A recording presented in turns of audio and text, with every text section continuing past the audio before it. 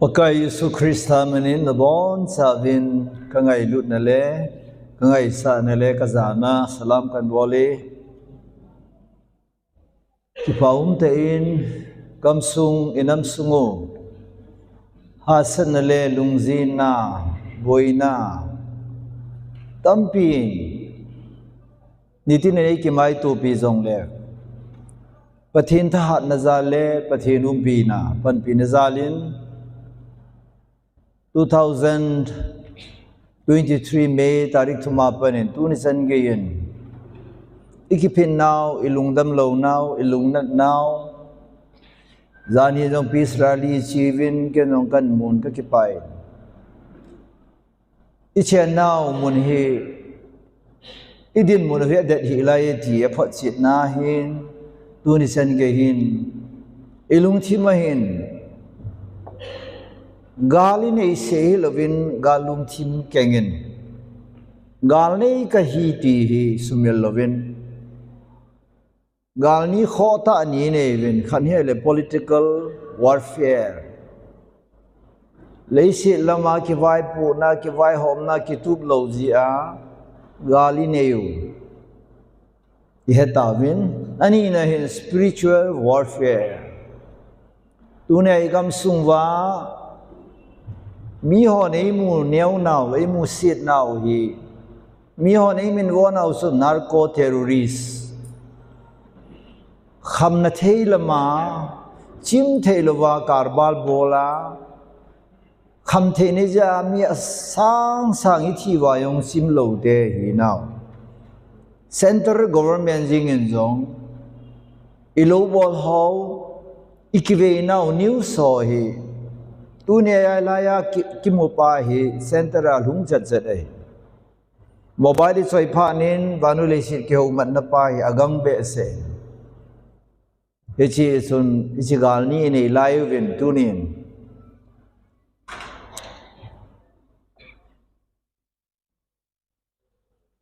MCM su pi pau pakai minai to khom pi pau hensa hi amasa Indian Evangelical Mission ke hoto kana to khom wehin ayamin main mala gal asata junta gal hungum phat chun missionary ke hogel tabanga achi thelo ding pha na chu supipa hensa hi missionary candidate la ayam lam kai hon ade loi ta wehin ama humu do pharwa hi gangta appointment ke bol missionary la gangta appointment ke bol chu hensal hoi nu ye hi yon kai novin a hi wangin ayem te na to dan to na to ding dan pa hi dei banga palmagama chi the long ding je a hi main marta la in lang mundang zo atom honta na chile amani hin kolgam ngai lut na kolgama vision ni hon ji in adalati thol hon ta pu ichi ya he manin to he Ministry of IEM 10 Ministry of all dan pa hi khelwa ichi model asu ichi system asu mani hin kolgama chi vela hin nan tong honin le pathilung sin zalin anatol hon hi amasal he in ya suichi gam kaya ho bumi te hon zong iti chu neu cha cha hin nan panana lawen ki paum ta intu ni hin missionary conference amasape hi lovin ani chan na hin ke yong avel vela chapai nin ko ji chun kai kang po pilanga tamzo kom ta ji chun hilanga hung ha sa jin kum sa jong kong thei pon tu kumati kidin ni ve ei kong ta ji chun kada thei ta pon lam kalanga ka pe dai ji chun tu sungin ka hungin pathin zali ki mutuvin pa pathin ka thang we he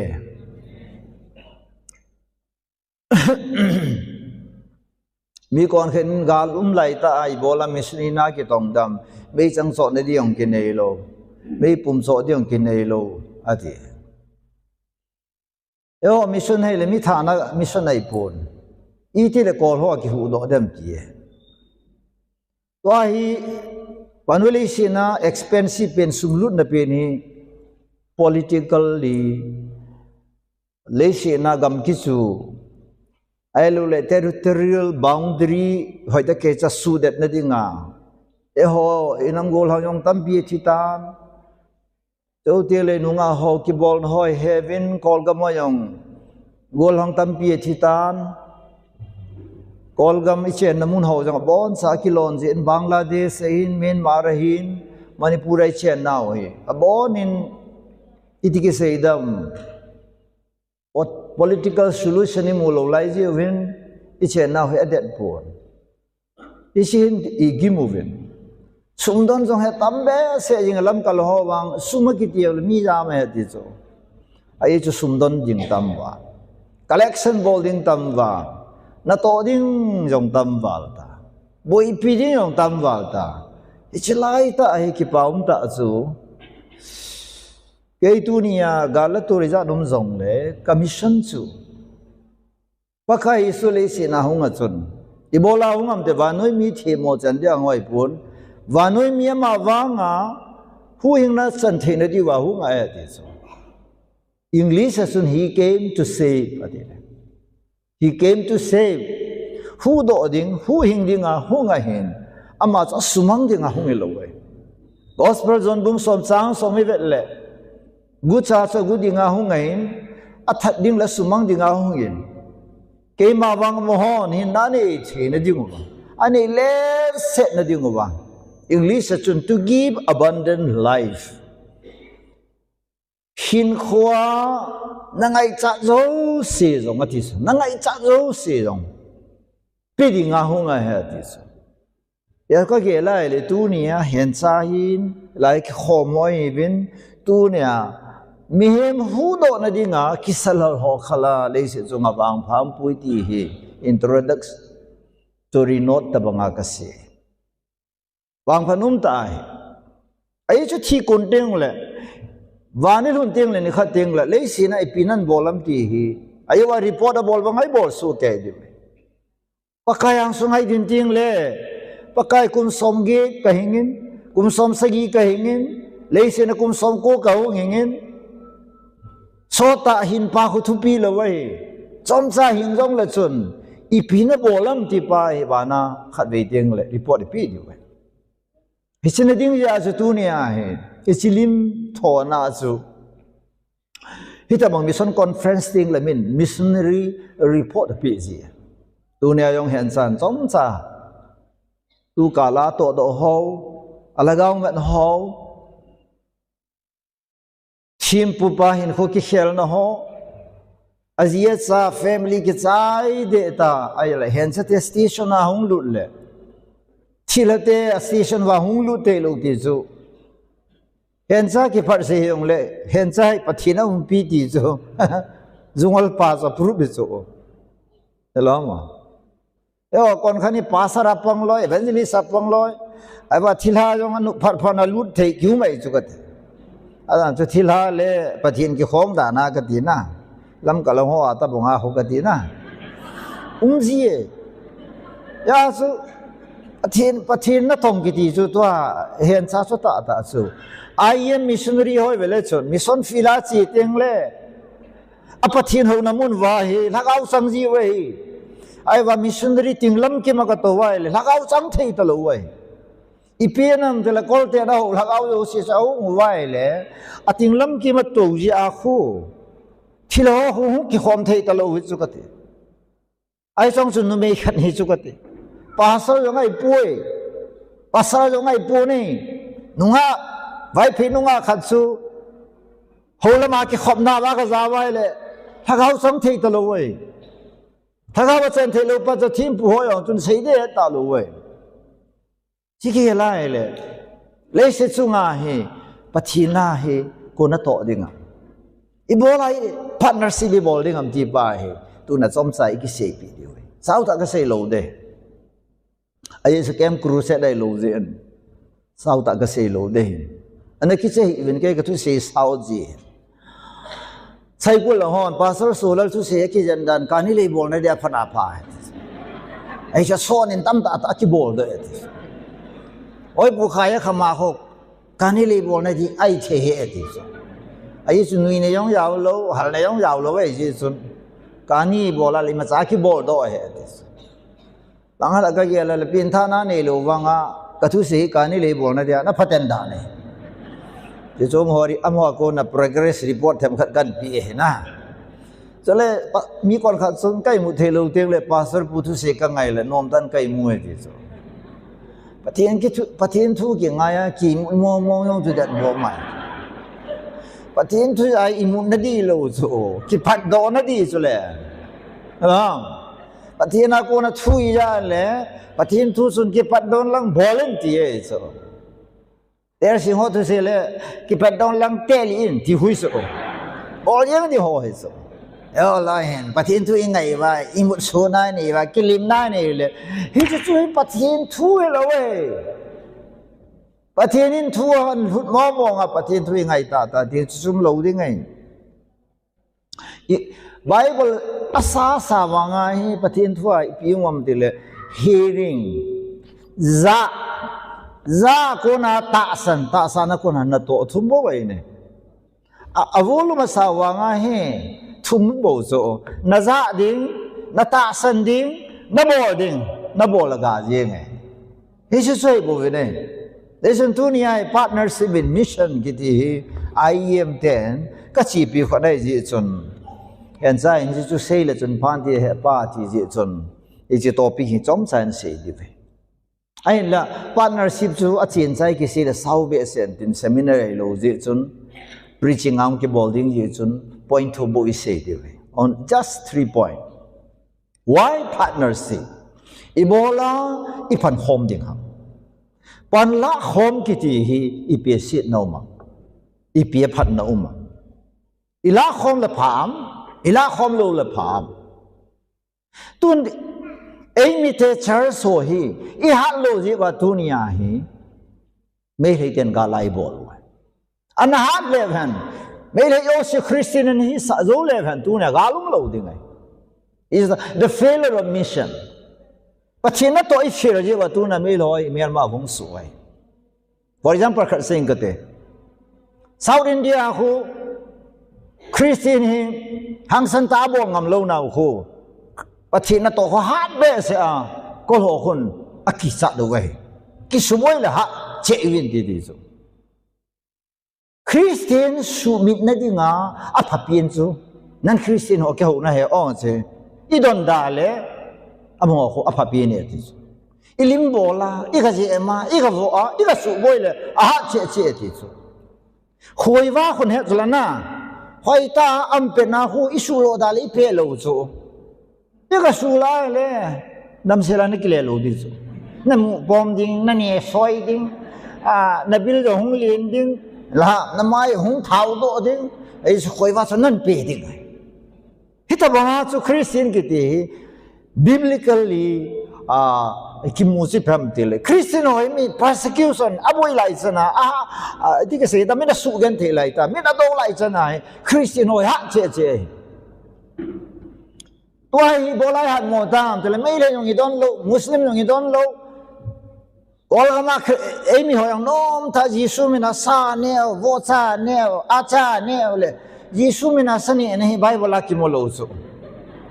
Yesu mina thilanodo Yesu mina thilkidangbo Yesu mina thilopita ta ki bodo bible ki sunintin paka Yesu minin vocha ki thaude kim jaulu chu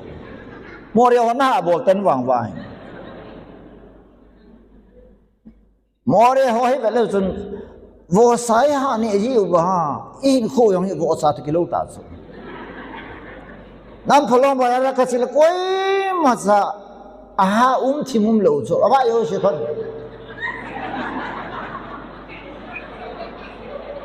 ole eho nam sunga alop si gi ilai a che ham yong ka he so na yesu phai bali be na le ne de ni na don ne ngai na ai ma nga pathinin na ne yong le na don jong le pathin lo pi ne ding ti so pathin lo pi ne si pi ham ti le pathin nai to ding le pathin lo pi ne ke lang so Satan ni na to ting le Satan na to ke langain pathin na to ting le pathin lo pi ni ke langai Mau xin tàu nó khăn này chụp ha hầu này đi ngang tàu lâu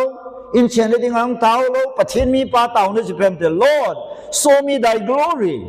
na lâu pin này mu san pa khai thì số các cái bài tu na yêu hiện san report ở phía bắt thiên lâu pin này cho là bắt thiên nó tội cho là quay mà san nó long này gì lâu thiên phơi nó long này gì lâu ít số bị bao hiện khó cái khéo là số Giêsu nó tội lâu là quay nó tội ta Yai partnership kiti ibola ngai ham. Number one, it is God's will. Pathin lung lamai. Ayi se vela sun. Pan khom, khom, ne khom kiti. Pentecost ni halaw cheng ang kumai pram dile. Pau sum tho zong. Peter nama aramik pawa thu sei gam som gu valen. Ama nu bảo chi azam ibola ma bảo chi azam thì sự pathin na tội cho hallelujah ipiram tile ama aramek pawa seiwa nga so you so telo romi te persia lang ho gam thina video persia gam thina ho ke khomon chun ama bảo chi azam chu ibola zam tele ki pana thu pai mi ocean azza ni su pathin lung lamai je achu azza vai so bete ho hanga min nan to pha na su nam som chi som lim som ai wanga mon khanau ki khom ta wa pathin thang wan ku ki te ni mo heu hi pan khom hi alon ji ke imol thi pinu ka sei da ki tu mo nu boy lung đâm xe là cái chén cũng lẩu số đang xí na cái chén ha sa ta cái chén nôm ta cái chén cũng lẩu nó mấy hoàng diện thoa pan phun gì ipi vang à cái này ai chỉ tiền sung ai cái vạ luôn ha khát pan ipi vang à cái này chính hu cái hồ đó ha mà đi cái chỗ na ba cái sao vậy partnership hi angai poi na tila tu na kitchen jong hing adius ai su kitchen kiti partners kiti tu ni in khoi chen khom pi ding hisap pawa life partner hallelujah hen sa ding ha partner ko ha physically so nap minamu thelo partner chu ko ha lagau thi ngai so Yes, pathin na to kiti, pathin mo ngin, hita na to di we hi, nasanga na to day boy. I should be with you. Nang to kakilho na nga yet. Yes, so sa hoyang pathin to siya chido masanga pathin ni pi siya ma. Jerusalem ano mo win? Jerusalem dali win. Pathin tha tinwol tinong longin tin tha nanay di we. Chiyo ting le. Jerusalem, Samaria, Judea gam, vanoy le si Kim velia he kathe tu san pon di vetes e ho lagaw he le bible la ki sei lagaw he ke bang los bible la ki sei lagaw he hong ting le ipiding hong dam te pathin na tong ding hong ai Yesu Krista chen chin he tu sa ding lagaw chi hong ai la e ho he la pathin hu yi ven pi ta gao si vi khat ta pi le ne mi ni pian Hoi ano hang. Ipil hang aus interview bol ngai mo katis. Bible chelang no dai na tis la. Hallelujah. Cheven lang no bi na tis. No di lo bu chme. Mi hem hang a na kai hoi. Hang a phlo kai hoi so hui na thu sei pi tang. Hui na thu hoi ta na sei ding aza ting le ata sen ting le no hi lo chil ha so out hi so hallelujah. Ai ta ta san lo chil na pi the lo so. Atasan ho the la pang the lo we so atasan ho so satan anai the lo we so penam tel e ho vai ben satan so muthi mai nei second kan bungu ma so se hi thina le pathinen imasa kitona nei poi muthin le wa yong akhinop to nam poi ipiama ke ba na belen le krista yong akhito nam poi Pathin le satan kiti su discussion yo nei lo pi to yong ke to lo pi chen khom the lo to khom the lo tu ni ai tu na pathin na to na pan lo wai le ko hang กุยนั่นตัวอมที่จะกุยเส้นดินตาเอาไหมยาสิประเทศลงละเมสูบิเตฮอเลยสิจุงอ่ะอีดำสุงไอ้บอลดิ้งฮีไอ้ลุงลำบอลเลยบอลประเทศลุงลำบอลเลยตัวน่ะหัวบุยบอลาบุยอ๋อหัวบุยก่อนกันภาษาลุงลำบอลแหวนขัดสู้เชอร์แมนลุงลำกิดบอลเชอร์แมนป้าดินโดเลกิจใจยิ่งสุดอะไรจะภาษาประเทศหัวยิงต่างวะแล้วมุนขันหัวบุยก็สิเลยมีขัดส่วนที่เชื่อหัวบุยเขามาแล้วเดี๋ยวกอลปาคนนั้นมันไม่พูดแต่กูที่มาสิปีจุดปาเขาบอลเซนอามาทุ่ยยิงบอลชาดิ้งขันยิงปีดอกคิดนะอะไรสมมติเขาจะมีขัดพันวันนี้จะว่านักมาหัวลิมปาหัวบุญส่งบอลนับบอลชาดีที่คิดสุดอ่ะคุยเป็นสุดกับบอลชาดีจับกันลงท้องคุณก็เสียจุดส่งอันนี้กูเห็นมีบอลชาดีเขาใครป่วยกันอะไรเลยอ่ะภาษาสุราจะสี่จีนมีบอลชาดีงามีในมุยองจูแค่เกนี่ก็เห็นหางชิมไม่กินกันมีบอลชาดีงาปัจจุบันโซโล่จูมีหูโดดีงาโซจูละแค่พันทุบปีดีงากิเซจูละมีเดนดิมีเซซิดิมีไตพงดีงาว่าเลยกันเอ้ยอาจจะตัวนี้ปฏิลุงลันเลยเสียจุงกับวางพนุมเป็นยิสุคริสต์ไปแล้วจูเสียจุงกับหัวสิพี่อามาดีงาอันGod's person bungli chang som chum li na si pesam my food is to do the will of my father who had sent me tisu ke le sina kong he ke lung lam bo dang kai poi ka an su pa lung lam bo la akin su buli ding su ka ane hallelujah pathin thang wa num tu na ke pam da missionary ke ho hi pastor ke ho evangelist ke ho pathin tu se ho theng ta sai dinga ka ke pa lo ni um lo so ipia ka ke pa ha ai so ka kamu ke pa no fungan ke sei so mi ke pa lo pen ko mi sei mi dem ho la nu pa ni ke to ta si yang la se thum pon de hing thum pon de ai ta nu pa ke tu le ho a sot poi ai la sot na dinga a to pe le dam ha lo fu sala Amen. Bible ini sih life is too short. Hin khuat sama ya. Stephen bangin comca hin rong le chon pathil lung lam so bolin lang chitang. Tu na yang galai bai chi howi. Gospel zala thile wen so na igamu bi pathini sudat pi divtas. Melo nei thau ei met moria ei bol na hoi velachun. Melo su moi lu bujo. Imit sot ji wai soi su phai to la kona to ke idol jong su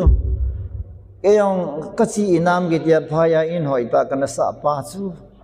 kadam sunga ka bol khil pen ya za pathin ko he pa mun dat te lu tu nen in se ta pong eta ta he min ka be le le ka ba le ai su le si ni mal jin ta banga hindi he cho Kumunda ne lo buzo. Tu ne kukiti ang hebe na ele.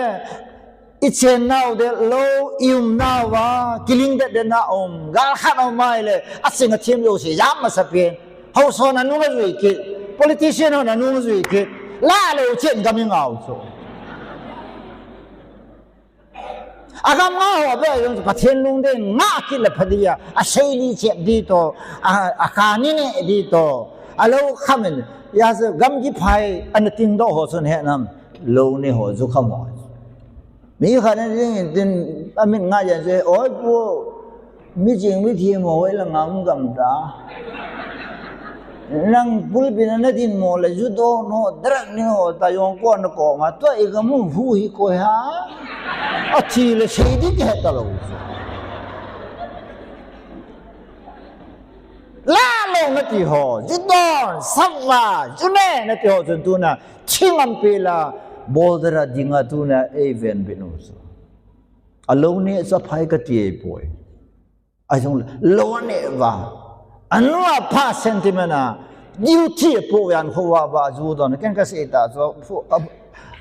don mai ven ka ti ju ken thing ta ka se su a thingam na di wa don mai yu ven bol sot wang he thelo chom khat gal sungin wang bol ta ven ka license kan pi zo ai su ping tha lo yong ju don lo kan lo 平他路嘛，如果侬他看出来为在呢了呢路，他看出来，你呀无在出来为在头头，为在硬嘞呢就怕着，คุณมินซาเรดีเมริยานี่หัดโผล่เลยกี่เท่ายิ่งเอสุพักให้ลุงละมิก็เซนอมเป็นตาจะตัวนี้อีปันคอมอีดินคอมเห็นซานะสุดที่เราไปโจปัจเจน้านะสุดที่โจเนี่ยที่ก็เสียจูเห็นซามิสุนีบ็อกซ์ที่เห็นซาบ็อกซ์ลูไปโจตัวนี้กันก็บอกอยู่สิปัจเจนตัวที่เราสูลซ้อนขาหาสว่างพายเตียงปราศัยก็เป็นนั่นแหละกันหอยตาอีส่วนหอยองปัจเจนปัจเจบุษังอาซาเท่าตาขันไอท่าพิโอยองขัดสว่างสิโลกันก็มองก็มากันลุงสิมันกันเนี่ยปีเนี่ยเวียง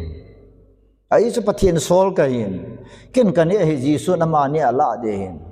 อวางอวาพะอาสลาอวางพะปีนุสเอเวนซิลิสอนอันนี้หัวคุยอาปีลาวางพะเป็นความเตลเอเวนซิลิสอนอันนี้อาตุยฟูนี่จะอาตุยธนูขมังพันดานมิสุนันตรงกันหิงหุ่นยิงโว้แต่ละกันวางโอสร้างเงินกันจะโอตั้มส่วนแต่กันที่สุดอายุจะกันส่วนคริสต์มาสยาที่จุฬาบัวน้องคริสต์มาสยาที่จุฬาให้ลามวางแล้วลูกคู่สั่งลูกดิ้งกินหมดสูแล้วลูกคู่หอยตาเกี่ยวมาเลยบัวตั้มจันทร์สุดที่สุดลอยตั้มสุดที่สุดบัวซาตั้มสุดที่สุดไอ้สมองยีสูจาละหินนาตุสูนี่ไรมั้งอีเป็นว่าพาสปอร์ตก่อนครับตรงนี้บ่ยองกินไฟเวทอุตองเล็ดเตะเกี่ยวอะไรอย่างนี้คุณใจเหรอจุงหลังกี่แต่คุยเล่นลูกอินโบราณที่คู่ปียองเกี่ยวเลยอีจีน่ากินเงินตาสูอะไรก็สิบังอาจยีสูจาละหินนาตุหัวสว่างไฟก็ที่สุดเฮ้ยยีสูเห็นเป็นอะไรจนอีโบราณวันนู้นยังทำติเลย number one ปัจเจียนลงล้ำสมัยอุสินหินนั่นเองที่ปัจเจียนลงล้ำสก็ร้อยลงไม่ได้ร้อยลงก็ร้อยลงแล้วว่ามัดราศีมอริยามอยลงเป็นอะไรจนตัวนี้เป็นอะไรจนมัดราศีเตเนี่ยที่จนนั่นเนี่ยจูอะไรมัดราศีหอยปัจเจียนนปีดิ่งอันสุนปีสายน้ำนปีน้ำก็ต้องตั้งตัวนี้ตัวนี้เขาความรู้สึกก็เกี่ยวกับตัวกุมสุงหินเขาขัดสิมันเล่นอาคิความสิ่งที่เขาสิฟูสละอาเพียงถ้ารู้สึกมีขัดเพียงถ้าสาเลวันอีพีวานุลิชิดบอยดำกันที่สุดเขาบุ้งอาเซอร์เมมเบอร์ขัดขันนินกุมขัดสุงหินเมมเบอร์ขัดเขาวินาหินปุยจงเลยเขาวินไกดิ้งหิมีดิมดีจ้ะปัจฉิมลุงแล้วไม่บอกเราสิว่าตัวเนี่ยปัจฉิมนี่ละว่าอัตโตดิ้งบังอัตโตเทโล Yes partnership is the will of God ปัจฉิมลุงแล้วไม่ปันคอมกิติ Yes โสดสะบุ้งนี่สาขัดจะเป็นอะไรจนอัตตาสันโหสิพีบอกตาว่าจ้าละเซมเควิน and they pray in one accord in one place สับว่าอโมลุงขัดตาอันเท้าวินมุนขัดเท้าเวทีสาเลลุยประเทศทั้งวันยาจะสูบไปที่โหตัวเนี่ยประเทศนักตองรู้สิบ่รู้สิเวลาจนเจอสิสเตชันดิ้งเจ้าที่เห็นจะหัวลอยก็หัวลอยมิสุนรีวิ่งไกลไปเนี่ยอาจ้าหัวโมเลยเนี่ยปุ่นอาหารอะไรอันสายหัวมุ้งเลยอันเทนดิ้งจูมิสุนเห็นเนี่ยฮาเลลูยาอัลฮาจับเทลมาวันเลยสามตาเลยนะวันเลยยองเล่นตาเลยนะคุณอัลฮามจียาสุเจ้าสาดิงามิชชันนารีวิ่งชูอินเดียนเอเวนเจลิคอลมิชชั่นตัว MCM กี่ดีจูเจ้าสาวบุหงอัลฮาซาเลยนะวิ่งชูมิชชั่นออร์แกไนซ์เนี่ยยาสุโชจ้าสมลนี่มิชชั่นเอเจนซี่ยาเทสโลนิกาเจ้าทิ้งเลยเอฟเอสสาวบุงหัวลอยโรมเชอร์สหัวลอยจูฟิลิปปีหัวลอยจูพอลเลยลอยหัวเฮมิชชันนี่นะตัวไหนอันนั้นตัวสดไว้อีโบลาสดโนฮัมอาจิจูประเทศลุงละเมตัวประเทศเลยสิจุงอาฮีเออลุงละเมบอลสูเกตาเวตูนี่ hồ bung sumi mandan hong ô lung lam to kitu ake mongai hồ về lại vô sai ya này điều hồ về lại bong giờ đi thọ điều ipi cao siêu hồ ngay ông cao siêu bung kita mai lah na nè đi xe cái gel tu bắt chiên lên mà he izat cái này đồ đam thì sao cả izat cái việc đồ đam thì he bắt chiên lung lam mai ai số bắt chiên cái gì he ami oh God nè thì là here I am to give bắt chiên câu ta lại câu me cái việc gì nè thì bắt chiên hi nè sẽ làm thì là to give is God's nature cái gì hi bắt chiên hin na bắt chiên hi này as a Bible in mi hong follow how che thì what the others ai số mi hong follow cho bắt chiên hi nè này mi chip cái điều he alung yong dam khalo amai yong hai khalo lung me cho ta bang hình khô mà ai cho mi xe lung me cho cái lung hang cái gì đó à mi hong follow về lại chọn api tam lai chân này bé tăng tuy rằng khô bukriya về đến khô thiêng lâu rồi à hallo lại chân là thiêng chân và đúng rằng khô tuy hung đi en tin alone tiếng lệ anh em dâu xịt tôn mong en tin à bà na hung về lại chọn thiêng chế châu tin là tuy sẽ về lại chọn nên lim na mu đi ta sẽ thiêng Jesus Christian hin khoi Yesun pathian lunglam bol dinga Jesus Christian va noi kaung e tis pathian lunglam thil da ngai poi mission na pathian na to hagaw mang thai hu to proven se chula he who wins soul is wise hagaw ma no chumi ching e ti ni pathian thang wa no man aku ti la tu ni hong ke do ho so awan smart lo mai the na ve la na noi shi mai the chapan tu mai the nunga chapang cha ho loi ve na la tu na mission de ho he alim hoi be sem lo so mission ri ho ta ba ke ho IM de hong tao hoi khat cha mu ve tao ke ho he ko bom ba ngai sau rin ja ka si la pura korean ho kai ye a gi se le u se ma te ho hoi ko le korea ko na hong ha ti di so ta oi pastor pu ho bong he ai won la mi me hoi sai ke wa he thu ka se ya mi nei ve thu ya wang ka loi nun tu chan ge ei dei lo lai dei wang e dei lo ngai wang in ngai ta som khani da la yong le chiu yi ka ki par se ne ka phat na ka se ya su i ga na le mi ho hi jong le a phat po wai la wang mi na ngai so e hoi mo to phat mo to i thua le thila hol ngai lo cha nang chu nei yi na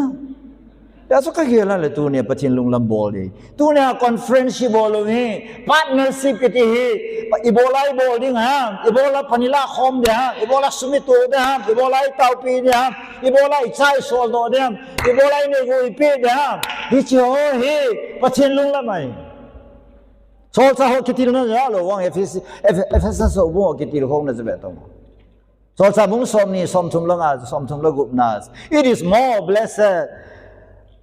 to receive than to give it is blessed to give than to receive katina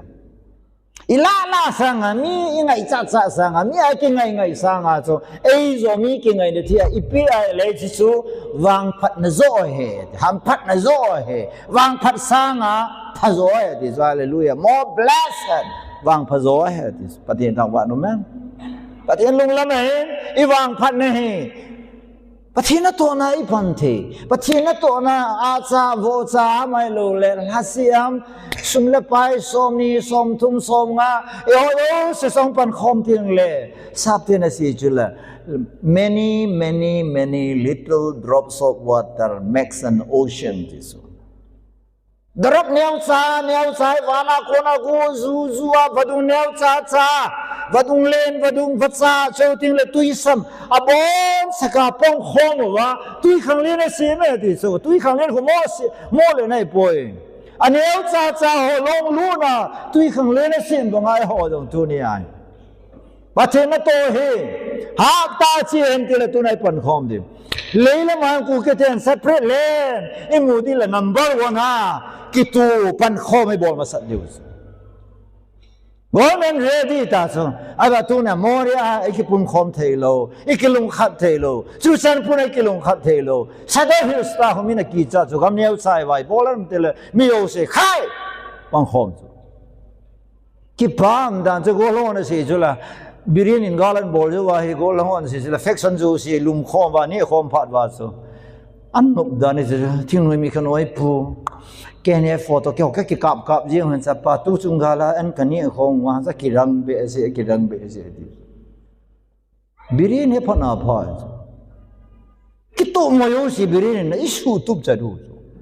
lúc nào thì tao birin hi galang chip popole VIP ai cô điều sắp ai ba pi điều ama sa hình như su tụp mình là làm cái langai hỏi đó càng quý là ngay hơi lâu rồi Moria hỏi ngay bằng gầm phải bố là nóng giảm không cái gì rồi kita ipau le media kita ni hang sante galhate koi galhate zaman bang tao kyong ka sate kau sate lai se hoi khat sa zam ding ka phal lo so bang tao hung za phi cái sự càng phổ biến là cái chỗ giảm cái lục bây giờ pot do cái giờ pot do giảm cái gì cho cái bom luôn ai sẽ nó giảm ai lẽ mình là đó na ít giảm gì ai ít cái bom amo ai bôi thì cho mình hòn psychologically amat này so ít bé theo hồ nên ôi sĩ bằng và chi vào chỗ ai này hal vào chỗ lôi hal cho ai mà khát giảm luôn so Alam lo ya patin itu ni candi aku data cian sahulah. Tonin lelam tu tham zakat gak selam. Tu lai kathi sanai soai lun ja tu tham kan humpot sal. Iwang padano hi no di sa hi gam hoi pen ni hi ku kite. Olang kang mangeri anda tiwaji gam gi juai ke gol. Mizoram bol dal chan ke champai lang chan ke gol lo. Ku ki chin vi yo ke de kol ga ma mun hoi zau se hon to phao jun tan yo ha chu mei le go me yo ha chu a sei kho mo chu ku ki ke hoi nai not do de che do de am ti chu tam jun tan kol ga ma pi do chu la i chi ma kang mang area ka bo ve li pi do manipur thu sim sim wa ai te pa na no ga ma hi no in pathen ki su thing ven jun tan mei le go me to ki ho chu me gu thi ma can open ta kasi kholo bisu a ihu hol thelo di ji wa so kise ani na manipur government pm wam gam phat na enchelo wing ke theina mun hoi yo si tui hoi na yo si hui hoi na yo si ku kitan to pa igamo hi anie wa nga kanan gam ta bong isu hui zu la bong ai lon na so Ibola tu na kani le ai su se devam pathinin gam phai pe wa Ibola igamu su poison le ni so devam Ibola igamu su mu chi thing lo tu na pathin lu na nai bol devam dunin pathin lung na bol ka po te igamu pathinin hoi tai pe taw ve so te ne ding chu more hi smart city tho de nan op na da hi de chi penam de le international Trans World Asian Highway hi lai station this future kum som zo ting le tamu na chen na more na chen na hi building zong lang vai thalo di su China City Bangkok Hong Kong Malaysia Indonesia Asia na kham to arenguna inkiso lang ve ni thalo di su glass in balsana ki tung to ho na tung de tung ho gelin lang hin kho mang ta thì dụ ta hộ liêm dâu thì lùng đơn là thu cái gì các ngày khóc mà rồi ôi pu riêng là ta khổ cái lần khát được hung lùng riêng cái ghẻ là lại các hay ở cái số bữa rồi nó hay cái số lâu lại ghẻ ra tao ngon lùng đơn im là cái sai cái bằng khôn lùng tiếng thu thì các ghẻ lâu bây giờ ai hiện là bắt thiên lùng là mi bỏ lại lẽ khôn lùng hiện khổ à hỏi thì bà bằng cái gì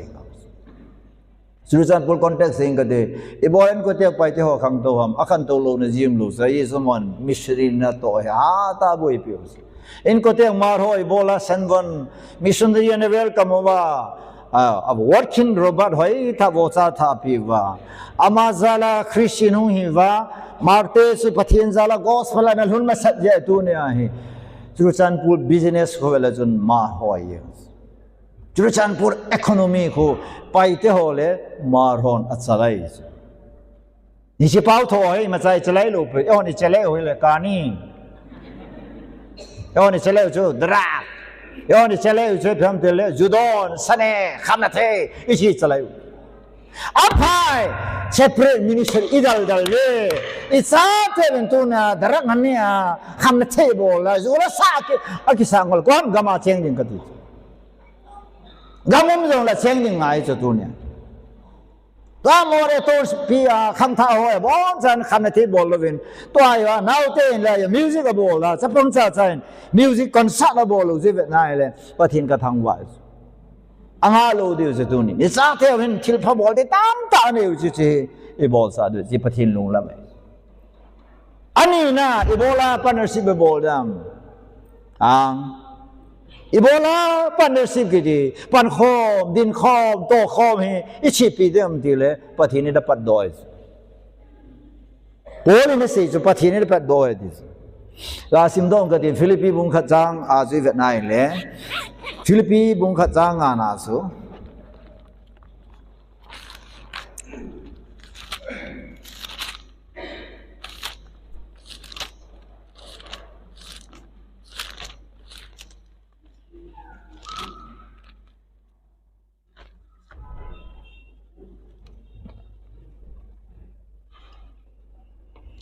Trang thum nan simple kita no ho ka gel do chanin ai mati chanin ka taw na zo sia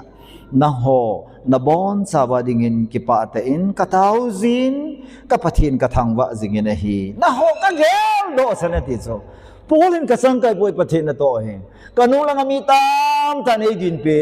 mi tam ta nei taw pe mi tam tan pathin hachana ka to na ding ai hin sumle pain lan taw nei zong la kachanga ka hipoi kachang ka hipoi mi tam tan ei to pi ti sa he chu i ja so pathin na thangwa pathin thangwa no ne ding chu missionary ho lung mon na chu ho bu ho missionary ho lung le na chu ho bu ho ke bi sin ei din pi chong chu bap ti sin ei din pi hallelujah fundamental on ei din pi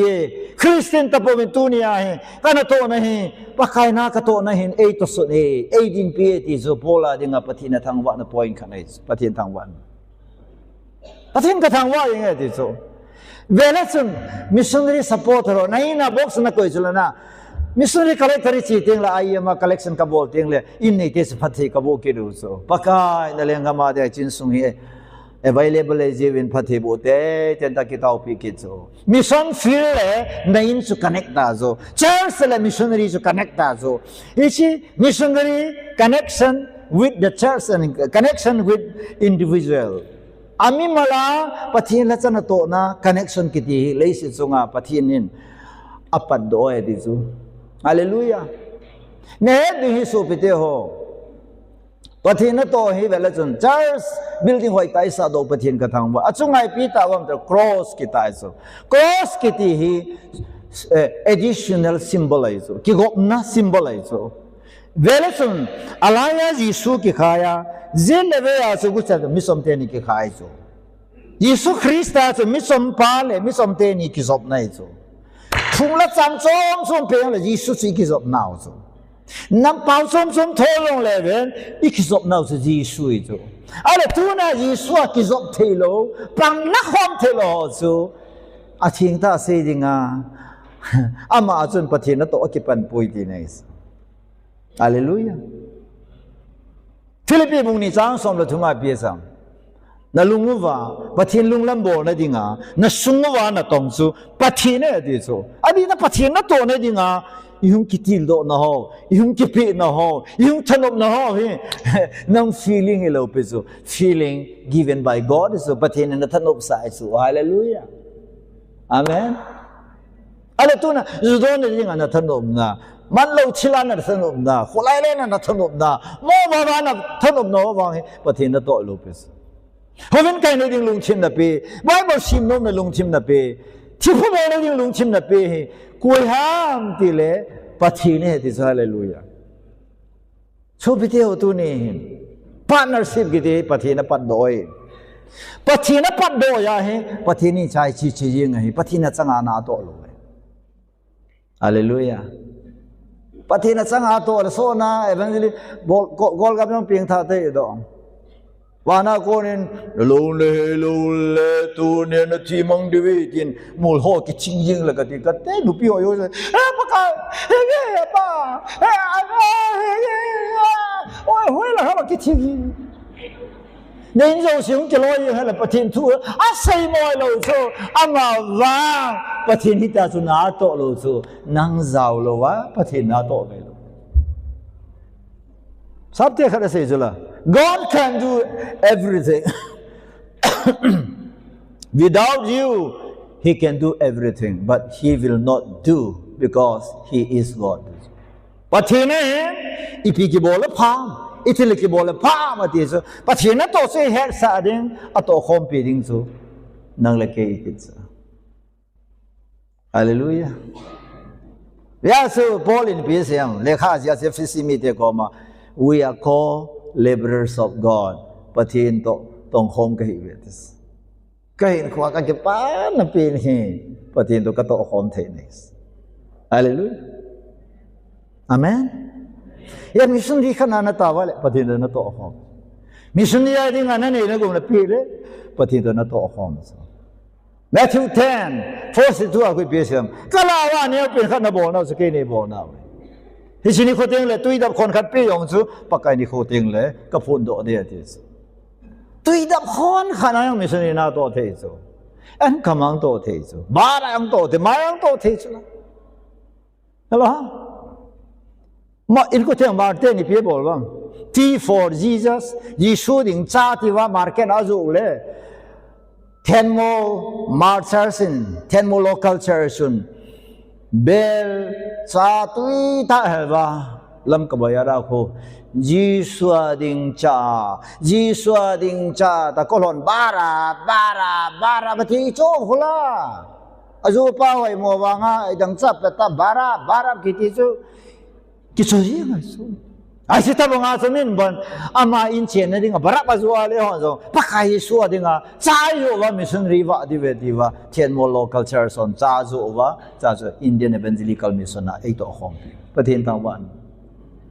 tu na cha zo zo lam ka tol pia ki chang ai so mi ne in chen dinga cha zo sa ngai ne so te ra bo so aba mo hen cha tui ta hal wa ne thei dau lo ya lam ka tol pia so Jiswa ding mangai tu Jiswa ding unaw hai lom takin thoro kilom ten pakai na tong in te to la min asiu zu la cha khon khat asang khat sang ka kho ve ti pathin ngai lo ma chu Jiswa ding a khang tha hon za chalo la Jisu Krista lenga ma ding a cha zu wa ti la min cha khon khat na chu som nga chang za khat chang le la He has a missionary na to ke panos. Ibola hong lo hiu tam tele. Number 1, Father C kiti patina paddo. Patina paddo nas patin pangais. Hallelujah. Yun ay ho paddo ay patin pang lo dito. No pi ho na taw yu kola. Pakai ka pang pi ana. Si yung kapo. Ni sunam te ten hepa na tawa nga damlo so. Ibola damlo am tele apan lo ya damlo. Nasapa elbay so nataw elbay phadi lo so nasapa mit so natawa khomo lo so imola khomo lam Jisu pan lo je so kapo pi kang masanga so molno ma kho sapang khat e golang sapang sa jine tha sa me lo lai chat the lo ta so lo yan ne wa nga tha hi the lo ta so chat lo mi ho chon za na gin mo zo kon khat blood cancer hin ti du da ma le mi vai sai ya so phone in bo so he pa ka hin khoi ta bang condition ka om tai ta zo ken phone ka bola Jisu menin lamana zo nin ka tis tu su nga zo mi thi na ka ke to lo ni te a lo na so he pa ni he no ma ta o ya ka ya dam ka ti khot wi ya chat thei lo na taw pi phone na taw pi pa zu ka ya tis e bola da ham Jisu pan ja dam mai Solo ji lu amana ta san kin ka tau pi solo le ji su ki thua partnership ma mi pa su da mai tu na da mo yong e khwa da mo yong vele sun ji su pan ja dam bu su ke ji ilu bu ấy mi hồ mong phát hiện trong sạch iman rồi là cái hội thô bay in tin, ấy là sao đam lô khát tao bên thao cái nụ này là đam ấy, cái gì sao gì, phát hiện rồi nó tối họ cái phát sinh này nè, alang khana say tiếng Việt tung cái hội emergency passport họ này cố và phát hiện là tung ami pin tha sa phát hiện là gạo chỉ nghe ya, anh này cho cái họ cái tổ game lâu nào nè đi ngã phát hiện này solo, ai bảo phát hiện cái phát thâu thâu, ai cho cái họ này cho phát hiện là mà này asim khu phát hiện mà hết phàm mà, ít bỏ cái gì đó cái gì sao, amen. That's a partnership tu này, challenge si bolo vậy tu này, 2026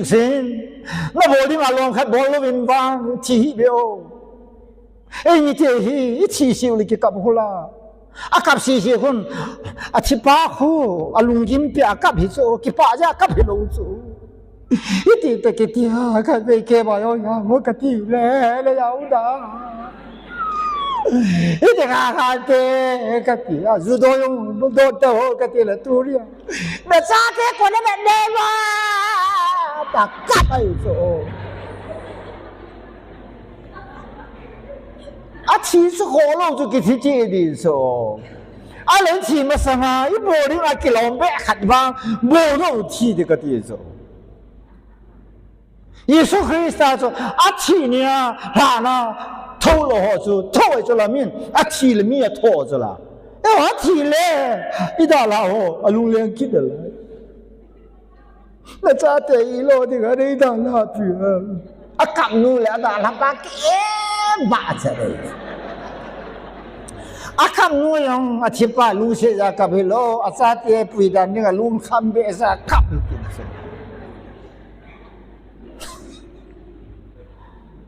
hey, bây giờ chúng tôi nên second part na cái say nom pi, chúng ta thiên này part rồi. Aban chú simai le pi siam, katau chenin, hichahin na ho sunga chilpa bol panachun, Giêsu Christa ni khuni geya, abol mo so ding detta in kahin chai ti hallelujah. English sa chun. The one who began this will carry me on and on until the completion of my task. But tin ka bolding dol ho, ka bol sai ta ka aman ipu tho ding he ipiya siam ke chu ka kala da the ka vai cha the ka boy the ama bang ke ka ta san e pu pa he amen amana ta do he e thi yong la ka mo son na chana su e pu tho de patien thang wa Isaiah 4:6 verse 3 chon Israel ko ma se chula wo Israel na now na nu now bu sunga ko na dom ha yong ke ka hi ti so ala committee sanikan po na he aban chu shumai le na te se na kong kon na samkan ge ayong ke manang ka pu tho ding ne hi patien ta wan ka sei non pen cho mi ni ku chi ai le na khat a thu yong la boy lo khana mo yong le khat a hat bo le mi ni hin po po le boy lo ai Yesu patien nu pa hin kho siam jong he ni khat sang a phoyo Ecclesiastes chapter 4 verse 8 so two are better than one khat sang in ni phoyo ti so partnership so de so patien thang ba koi ma cha achanga hi thelo so patien jong achanga na to lo we vele chun so cha som lani commission about the great commission Matthew 28 verse 19 20 na sivet na le achung lam sivet na le go and make disciples of all nations. Chen lang chitim nam tina mi ho he seyu ga semen. Anoi lang aso na chi po ai le tina ta so na chi ai le na kethu piring kai I am with you until the end of times. Panuli sin kichain again ka umpi etis. so piteo tu ne pathin na to han bai pen mi kon kharin pathin na to ha wa le evangelist na to ha e missionary na to ha e ti khu ibola ham til pathin to khom lo des pathin to tong khom so koi ma chan pathin na to hi a ha etil hoi la amen jisu na sei sala kanam kol zon so aputhe lo dinga aki hi aputhe dinga jang khai ta a this in other words kei to tong khom ho ding in khat sang agi poi this azana jang hai Psalm 100 verse 1 ako serve the Lord with gladness ki pau thain pathin kin bol na hin pangin this hallelujah isu tu ne hong zo se ki pa ta pathin kinai panai le pathin de to khomai tu ni ka se je nen sungboi no ho inam sungboi no ho gali sa na wai boi no ka na lekin aboi ding mong he ka te su pathin pan na thei chi lo pe chi hin da nain khwa he pathin na panai i ma sa boi lo kai ka ne ba pana thi dinga kan ko te jo se agin mo pa kai so thi mo he la tu chan ga kam wa nga hi a thi dinga agin mo yin pa jo aki ging mo lo yo se chi wa gin mo pa tu chen ga ka hin ni ka thi ka nga la tho wa jo ke ai ba ka hin la ji ka hin he ken wa solar ka ngo lo bi ai ke tho pi pa ka mo John 15 verse 5b na so apart from me you can do nothing ke lo wan hon me sa na bol thei po le khu ti ai le solar China tongin thilpha bolin missionary na tongin pandarin sumpin na sumna pa i din ken ki thu pinang hallelujah ayisu ken kapat dohin nang na zom lo le ko na zom ti ta wan pa na sina pong di quan pathin to tong khom di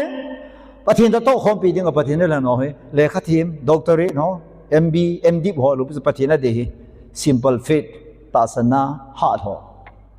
hallelujah ta sana ding da ho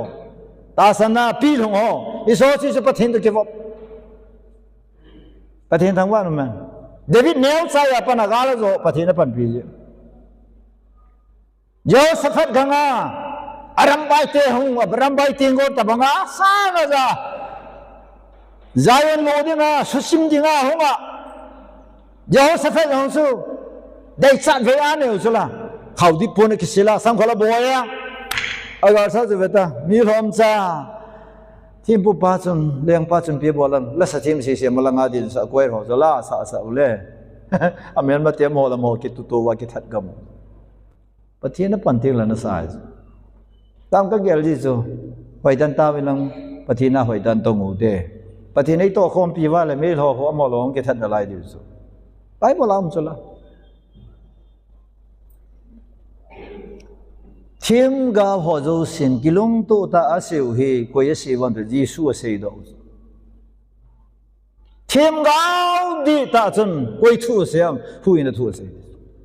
Thiên ga di ta chun very na leu pao Nazareth Jesu aum nai ama non pina ve na lon pina ve ama zalen na su chat di ve ti chu Thiên ga alen zo sin kilong to ta se kho mo chu Jesu chu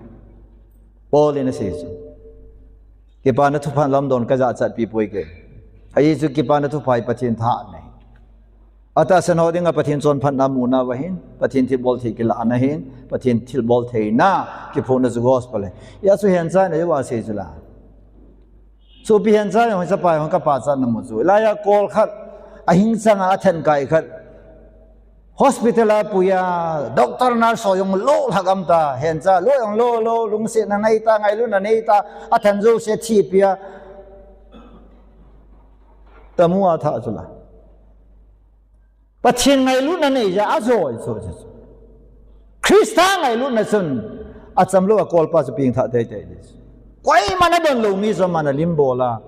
a then ho thi thing pia koi ta a bol chu iti Jesu su mil di ai bai so people testimony suya ta usula zungol be ya chi ne wa sipe ho thile sipe ho na dal le a hen cha test station aba lu la thile sipe ho lu thei da lo e pi yang de le hen cha ju Jesu na to khom pi hallelujah Lah ni kisah popular pakai na ban kim hin solen la ka kim bela nga mun sahan lang thapalin hung pangin lang kalung le ka phon hung pangin lang atia ba na tau pe tami chang ha gin jong na tau di lo pe so wa pa ta na yap thu apan lo dia sa so yesu na tawang na ta san lo so oi pu se mang na se ju la kai no wa he tau khom na ka ni vin gal ki pat June last year 2023 June apana kahung tawe de June ma de jan la yong so ke thu se ya ka pa nei na yong mi jan ha ko khom lang tau tang nama ding gama ding mission ya ding nei yong pray ho hi sa tang ti de nei lo wen kina ki bo ne in lo wen pachin na to khom pi ding en pathinin hi si partnership hi an pat do ai le hon isom lo di wo isom di so ngai se me isun pan khom ki ti pathin de mun khanai tau khom diu ipan khom de pathin de to ne jong mo re taun hi KCCO me KBCO me ECO me fundamental me gamtin o me layman church o me gamtin long le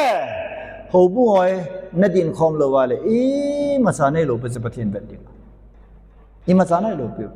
ai so pathin ne he ho bu o so ni le thum mum lo pe so khat Yesu ke gom ji Yesu ke tu na Yesu ke job na Yesu pan khom dau so hi ka so na pan ting le i gam sung le nam sung wa hi pathin house nei mo ding pathin the bol the nei mo ding condition này i bo le pan khom di ha ai Yesu na ki tong di hi ane hi lo wai the mandatory is the biggest mandatory mission mandate ki ti jipiam pe all nations on earth hallelujah panule sina namzo se hi pathirin ho bung ho pe do hallelujah i khot beang te Yesu kata san de ti osen khot dong te namzo si ko ma ki pan thu pha lon de ti pathinin responsibilities on the piece pathinin mo puna vanu ya pi ho leng le lo mo puna pi sa nga mi ho so pi sa nga mi ching mi che mo pi sa nga pathinin mo puna the greatest responsibility hallelujah mo puna la alen theng mo puna hi pathinin ho bung ho dal ha pi zu pathin thang wa hallelujah ichi tu la ya holam kai tam ta ne he ta lo so organization lin he nang su le to le nong le missionary outgoing ho bu ma pa nai missionary chi lo wa ki so do lo wa ho bu nga he missionary na to ho ding a taw nam lo wa chen ha lo wa le pathin dei pathin lunglam ho bung chi ta lo bes Korintio bung ko nikhat ka sim zo koren boina ko ka simai le thagau thilpi chom choma chanji wa ki boyu ju ka de lam kala ho ki boina khu so na korean an boita thagau thilpi changta moventin thagau thilpi chan ho ki to na nei telo division ki khan na ne so ai la lagau thi hung nei ibola hung an ti le number 1 church edification of the church ho bung ki til khong na di la khan to na di nga thagau thi hung ai so thilpi hung chang isa lagau thilpe chang ho he ko ho ding ham ta lagau thilpe so la chang ta hi chi lagau hi ho bunga ki lo cho chi do a ho lo ho bunga pui lu so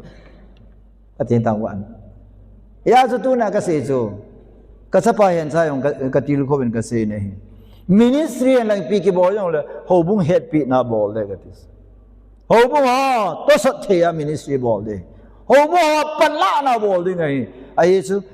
pathirin na to pat nahi hobunga panahi na to hai hallelujah yes hobung ki so the essence of the living god hinjing pathina dinga ezani us postman ta bongi ban yes paul in kenwa krista telo thudang ka sei poi I am preaching Jesus at this Jesus bo ka sei phong lew at this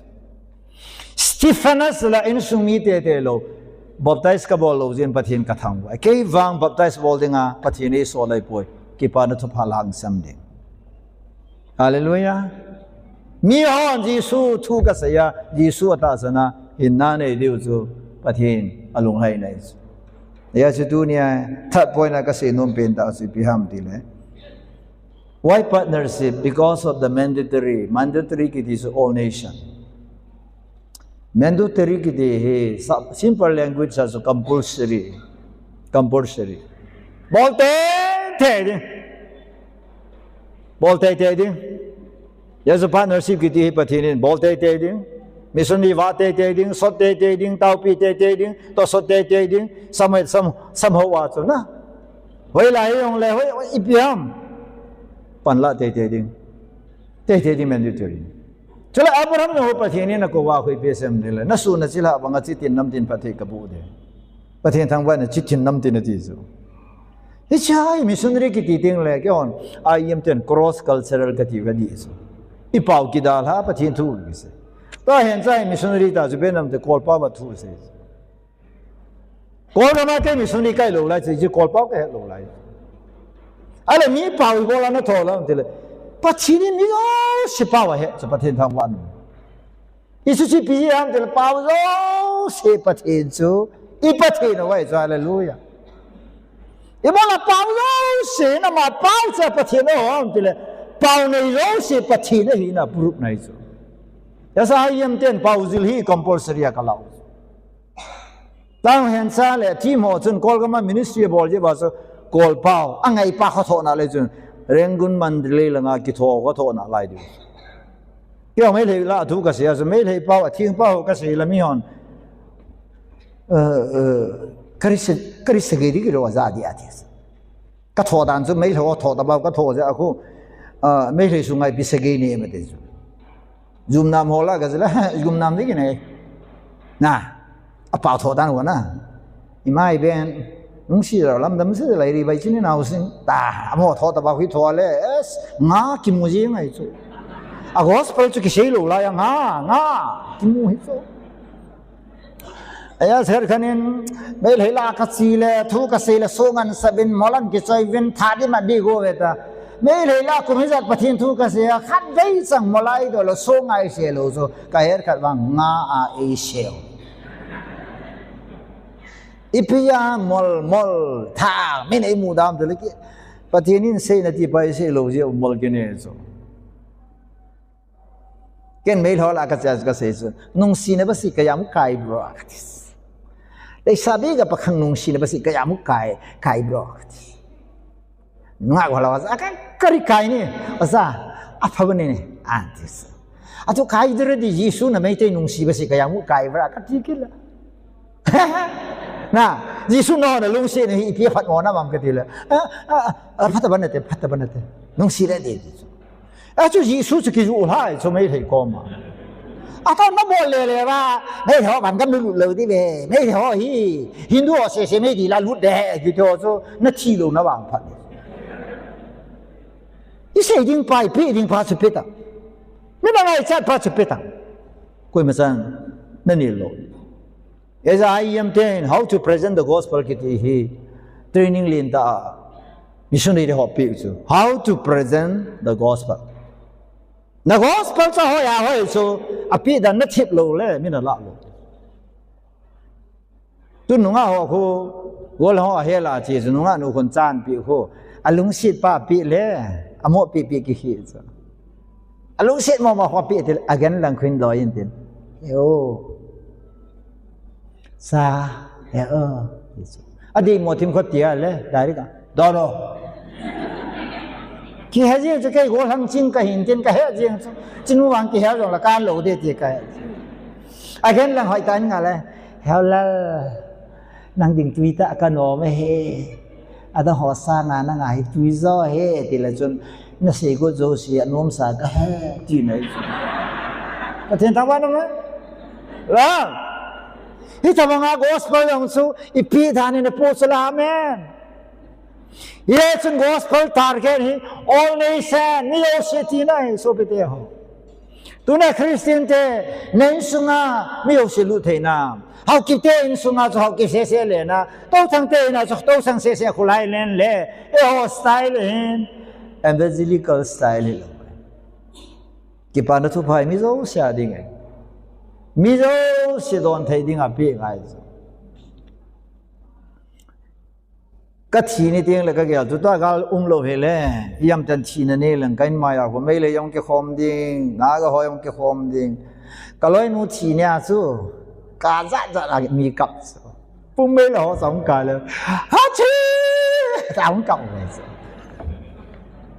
kim neo thì kim neo khát thì lo kim neo thì chú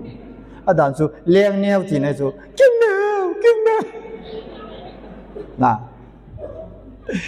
à nào họ không gặp khi sao họ chú ai rồi à thì cái họ lại gọi là về rồi cái họ cho nào một pin đấy chú anh lo rồi, aro, pi kim, aro, atiup so, lung đâm mầm đà, cái bằng ai hoài, để đủ khát giàu, khát nuôi ông kia vô bể lệ ha sa, ai bằng mà sang lại thế so, mi chia cả trong hồ cái team chủ so, na, ipiam bao ngày agap vậy so, chun lấy so ngày na, kan sumilo đi hết boy thế là. Chung le zo yong masanga khelo zo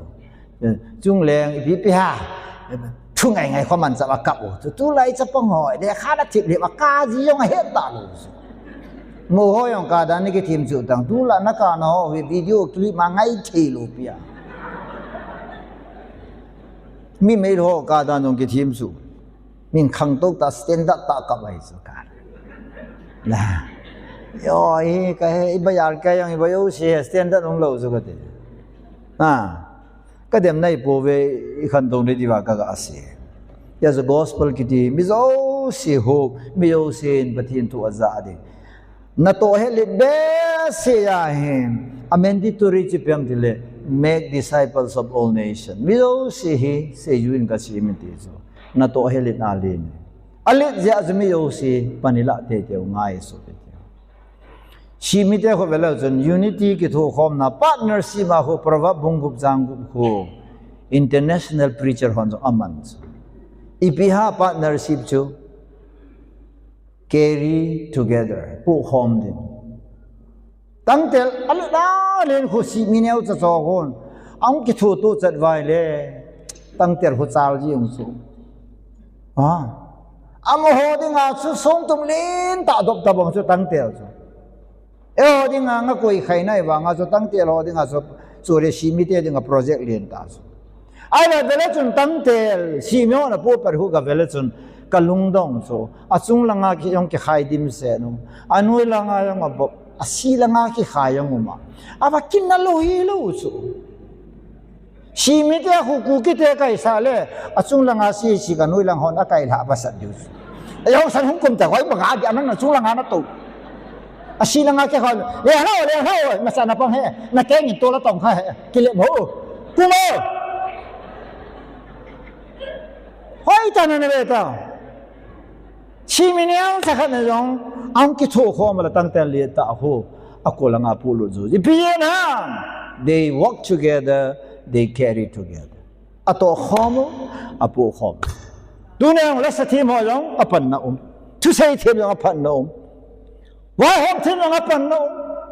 mi house ang apan no emlo ang apan no minister ang apan no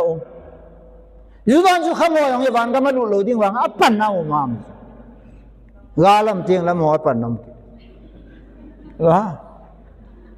di na chule aching mo pathin la sa pathin na to ho hi amya mei roi theu tu sungala hi pasar ja mo kalung dong su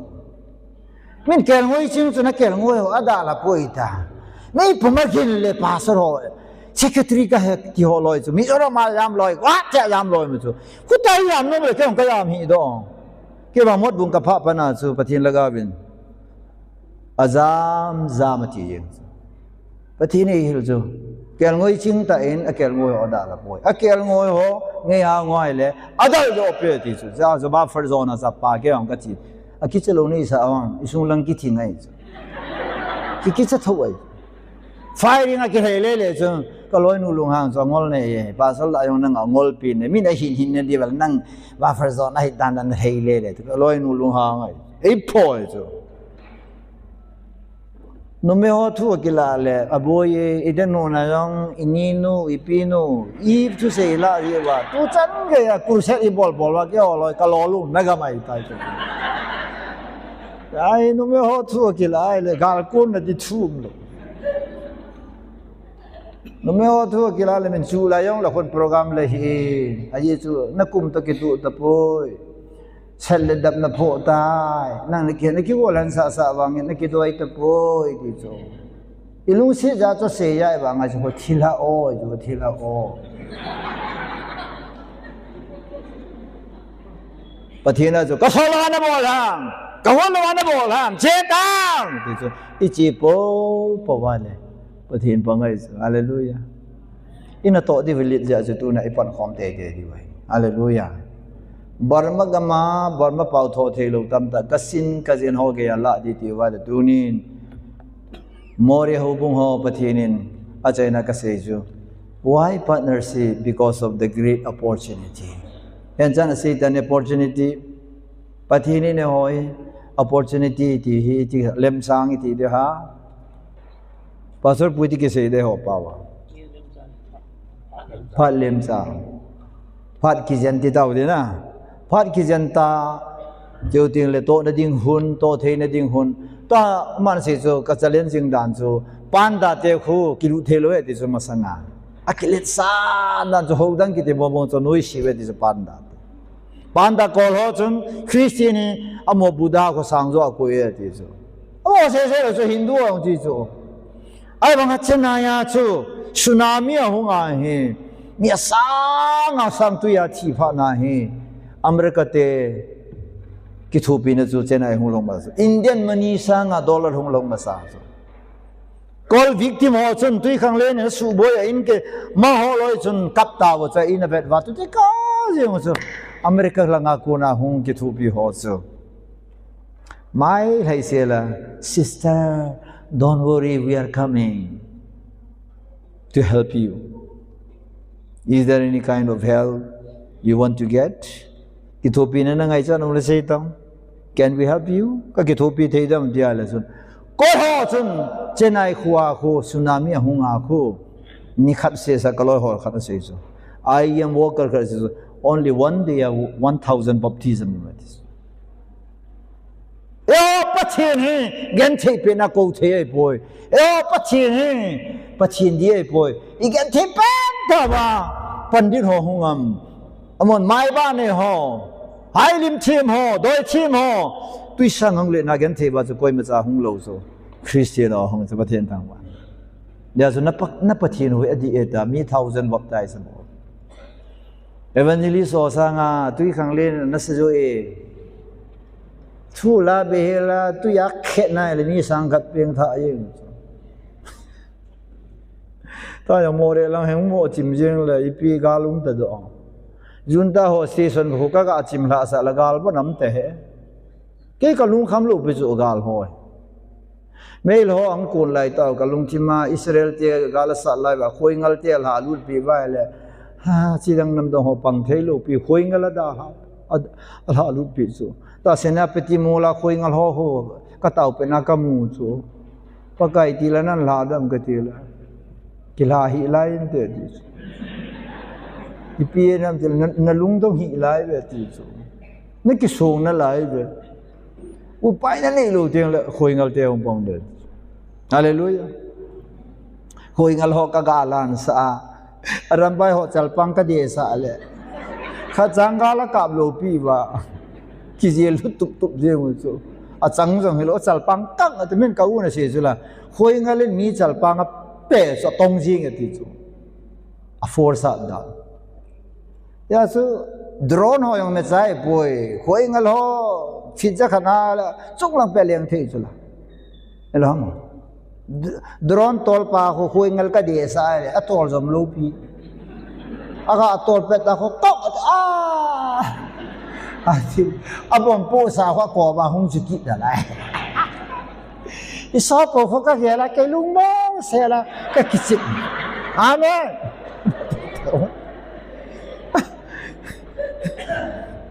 giờ sự tu này lấy sự tu lệถ้าเขาทุยก็เสียกบน่าสุดแล้วเขาเลยตาสาวคอมจะทุยก็เสียอ๋ออย่าสุอาศัยน่าสุดเลยสุด why partnership ที่เวลาสุด Genesis 22:18นะเขาเลยสิที่นำที่นว่างพัทธิบุกสังเดนสุนทรละตุจีสุว่างให้ตาเนี่ย Matthew 28:19นะสุดกินนะ27 Lo I am with you อันที่สุดปัจจัยตัวอีพันข้อมาแล้วพัดส่งด้านสุดเพิ่มทีเลยปัจจัยนั่นตัวเหพัทธิบุนั่นจุดสุดพัทธิบุนั่นก็เดี๋ยวสุดคนดาวน์เตะพัทธิบุนั่นก็เดี๋ยวสุดคนดาวน์เตะอีเดียมันน่าคิดมวยโลฟิสอันบอกจริงไหมสินั่นตัวแทงลึงทีมซองเก็บนะแต่ก็ซองก็เก็บตาโลบุจุตาเหซองผมตั้งกับโลก็มวยสิกิเจียมตั้มตาซองสร้างอาโคซอนนะโหก็เก็บมูตาจุตาฮาเลลูยานี่แหละซองสิมาใส่โลซูทิ้งกับละหลังเอาจะเก็บยังไงโลซูหลังเอาไล่ยังหลังเอาดิ้มเสร็จซองสร้างได้ดูแลจีตาเชื่อหลังเอาที่ใครละรู้จริงสุกูรู้ยังไม่ละสุเก็บยังไงกับยังเท่สุอามาบางตัวเนี่ยร้องสร้างอาโคจรมีมจุยที่เก็บเดียมน่ะ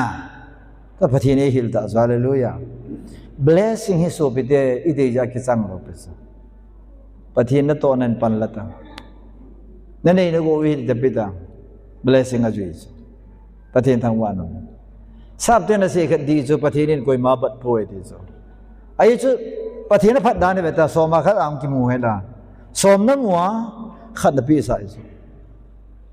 อิจานาปีศาจเวทสมละขัด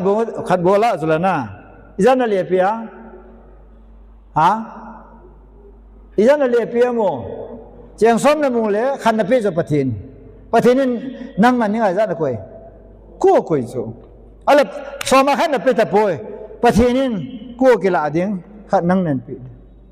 เขาชนะเดวันเซลมอริฮอสุมกอลเวนทีมเป็นกาเซบเขาชนะเดวันกู้มานี่กิลาดิ้งขัดปีดิสมมาขัดปีโลละมันกู้กิลาดิ้งขัดปีดิสมมาขัดปีอะไรนั่งกู้ในสันดิ้งขัดนมาสันดิ้งเขาชนะเลยนะฮิชิอาสมีเอาตามสมมุติตามพันสมมาขัดปีตลอดมอริเซอร์สิบอกละตุสันแกฟินิชิงอมเทลอมเทเลสุนปีตลอดอยู่สมมาขัดหอยตาชีตลอดหอยตาเนี่ยปีตลอดอยู่สุ building เวทอัฐปีดานี่นั่นใจเที่ยงแล้วนุบดีดานไปสุsound system หอยตานั่นก็ไว้เลยมีสังมาเกี่ยวกับนาทีประเทศทางวันนับเพียงเที่ยงแล้วส่วนประเทศนี้กูนับเพียงถึงขัดมันกิลาดิสตอนมีคำสู้มีทำตายไปแล้วส่วนKBC ขันตัวนี้อาจิอุมัยสุ KBC คำสู้ไงลำกาหอกระโดดสุสมาขัดหอยตาปิวสุแต่ KBC หอยนั่นตัวลินตาตัวกุยให้บุ้งกุยบุ้งหุ่งจงเลยสมาขัดพัตตาหอยตาปิวหัวสุมันซาโตโนโลอีบัวโตโดล่างจุเลยปัจเจนเปียดิ้งโลละเปียตาลุยาสุปัจเจนินอัตมโซเปียดิ้งปากเขาเปียกินโลสุวันนั้นกำสุงไอ้ปฏินาจะคิดไปรอเวลาจนไอ้นสุงว่าบุยน้ำติงเลยเด็กก็นะสมาขัดในอิสระนะนั่นดำโมติงเลยสมาสมนีสมาสมทุมนั่นลิวนะไม่นี่เวบุปฏินกระทั่งว่าดาตัวไอ้กระสุงนุโมเลยได้ยินสังขัดกันนี่เลยก็ดำเทจุกเกฮาเลลูยาเนี่ยเทียอาบามีหัวสองดำโมเลยแคนเซอร์ direct promotion แคนเซอร์หอมนะอาทิตย์ละแคนเซอร์ดับเบิลเอาท่าสิเลยอินจิงอะไรอย่างไรกูแต่หัวสังไม่ทำหอบกันดีเนี่ยที่ก็เสีย